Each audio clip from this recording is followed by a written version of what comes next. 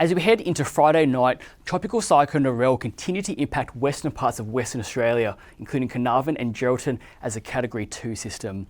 And then on Saturday, we'll see rain and damaging winds building across southwestern and southern parts of the state.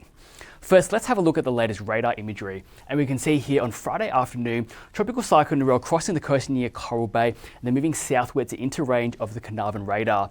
With that, we are now seeing heavy rainfall wrapping into the centre of the cyclone, and those rainfall totals are building across the Gascoyne coast. We have also seen significant wind gusts, and those wind gusts are now building across the Carnarvon area, where wind gusts of 133 kilometres an hour was recorded. Further north, we are still seeing damaging to destructive wind gusts, including around the Learmonth area, but as Narelle moves south, those winds will gradually start to subside as we head into Friday night.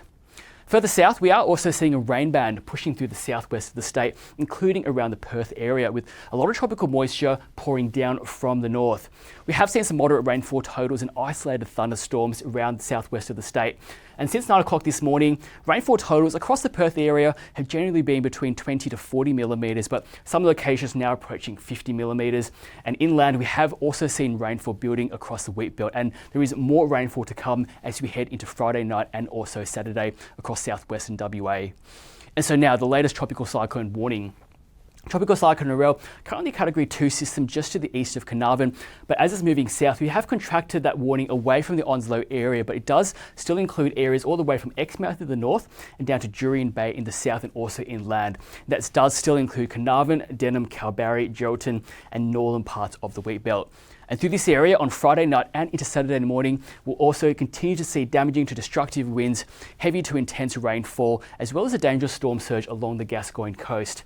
And now looking at the latest track map, we can see here Tropical Cyclone Narelle moving southwards along the coast as a Category 2 system through Friday night into Saturday morning, just to the east of Kalbarri and also Geraldton, and into the early hours of Saturday and also the afternoon. It will rapidly weaken back into a tropical low, moving through the wheat belt, but still bringing heavy rainfall as well as damaging winds. And because of that, we have also issued a severe weather warning, which extends from that tropical cyclone warning for damaging to destructive winds and heavy rainfall. That extends all the way from the Gascoyne and northern wheat belt, just to the east of Perth, and down along the south coast, and that does also include Esperance. And through this area here, we could see destructive winds up to 125 kilometres an hour through northern parts of the warning area through Saturday morning as the system pushes down towards the south.